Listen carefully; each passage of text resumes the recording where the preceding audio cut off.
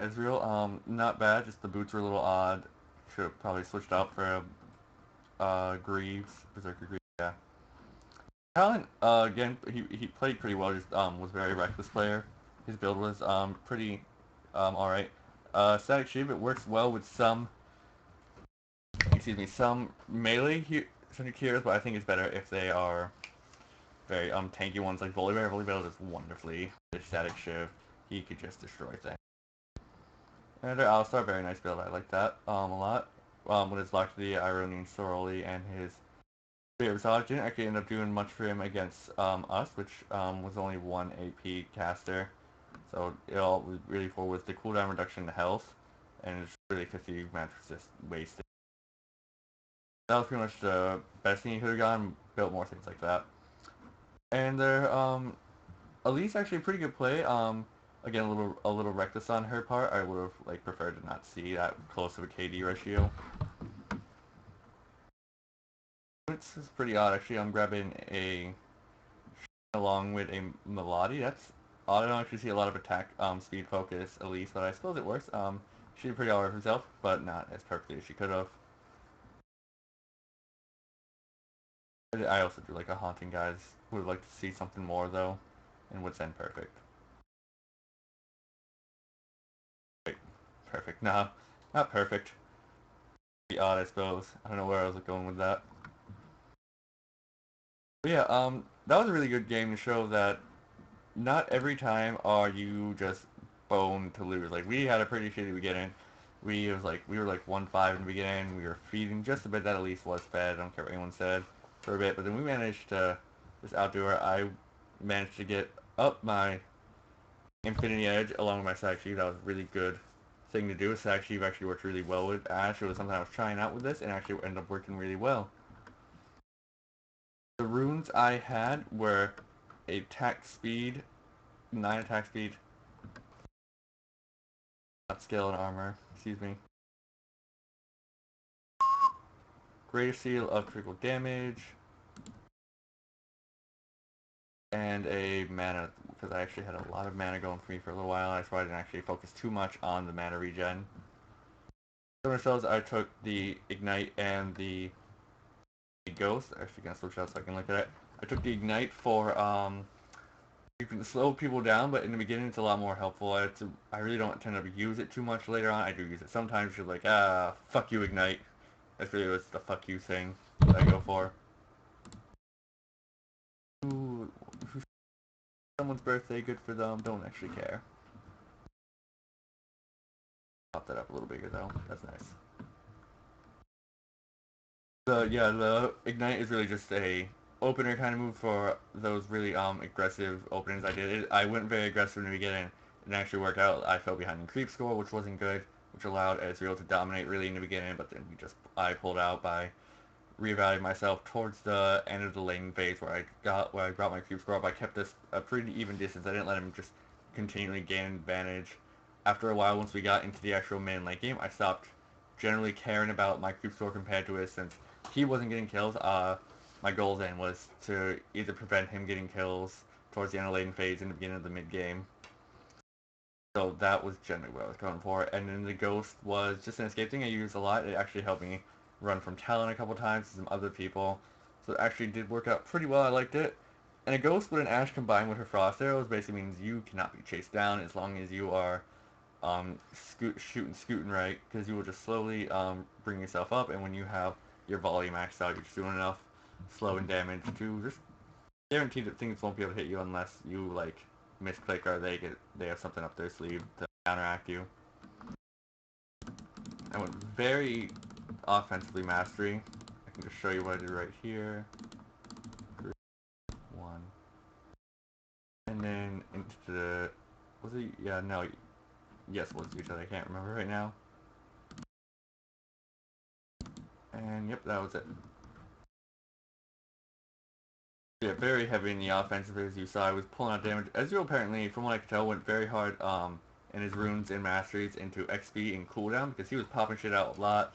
He was level 2 pretty quickly. I don't see. He must have grabbed something in the jungle as well on his way because he was level 2 very fast. He was level 2 like as soon as he got in lane. So I figured he must have started off with some very aggressive leveling ability, experience things, words. I don't know what I'm trying to say. I went for a very in the beginning hard look into my volley, as I was talking about that earlier. Well, what I was trying to go is, since I don't want to try and engage, I didn't want to engage Ezreal directly. So what my thought process was, get a volley so I can have that nice AoE thing, tonal AoE. Try and keep Ashe back, since it was pretty tanky support, and he was a pretty he's a bouncy ADC, so you really want to be able to bounce up around him too. You don't want him getting onto you if you want. He also wasn't the best guy with a skill shot, but I was pretty good at dodging him in the beginning, so I felt really good about that. So I went pretty early volley, along with a hot shot. I didn't actually take my frost shot until I feel like level 4 or 5. I don't remember which one it was. I went super heavy in that, and my hawk shot must have been 4 or 5. Let's just say it was one of those. Hawk shot. Because I've been using hawk shot more as Ashe lately. I wanted to, that extra gold is actually very nice to me, and it really can help you get that little extra stuff out whenever you get a minion kill, especially because I ended up doing decent on minion kills. Ezreal was doing better again, but hey, I tried to just not even out, but just not let him get too far ahead. And it actually ended up better, and I'll keep pointing that out. Maxed out volley as soon as possible. And I actually neglected it for a while as I went back to frost shot once I started chasing things down.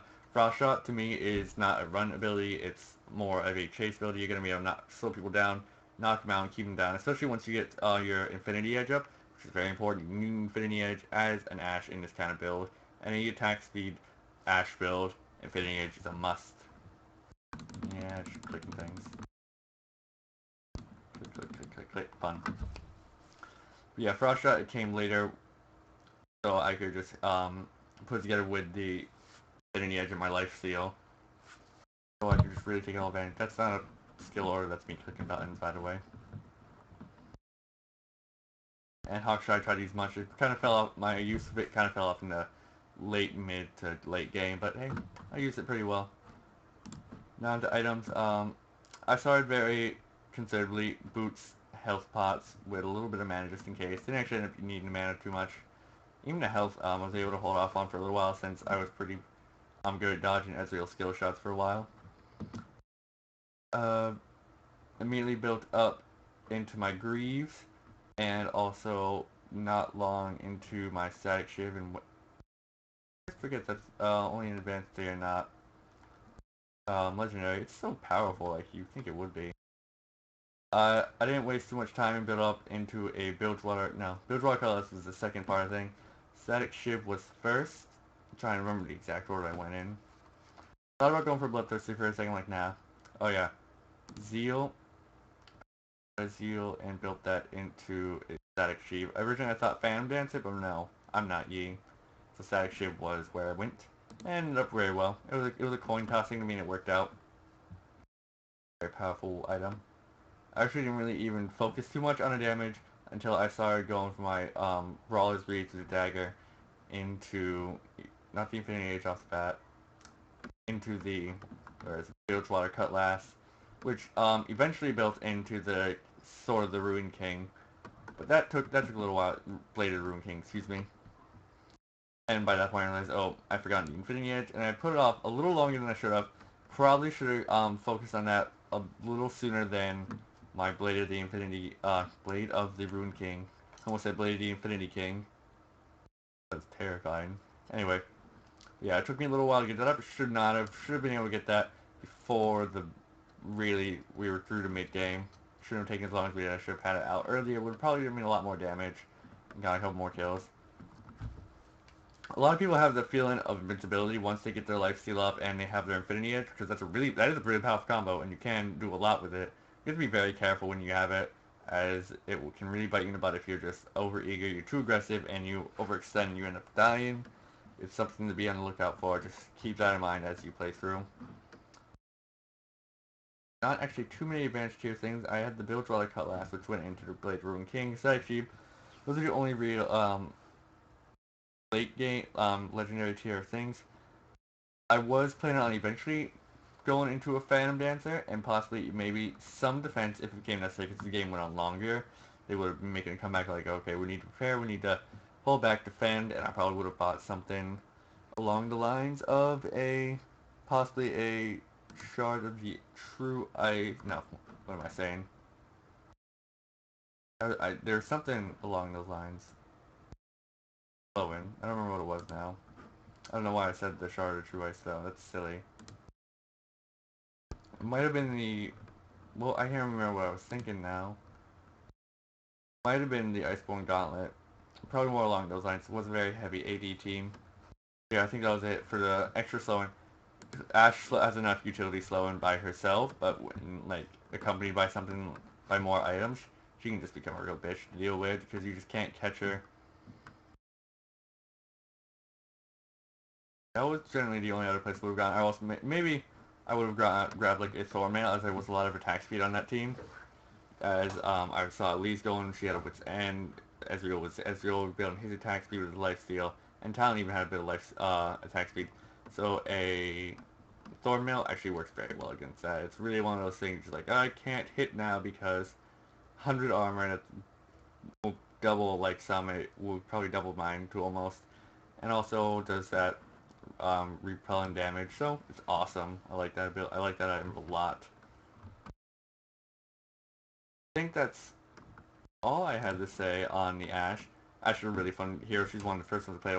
You get a tutorial, and I think she's probably the second one I played in an actual game. Derek being the first. Derek's fun too. Maybe I'll do a video. Maybe I'll do a show on him next. Possibly. I like Derek. Derek's fun.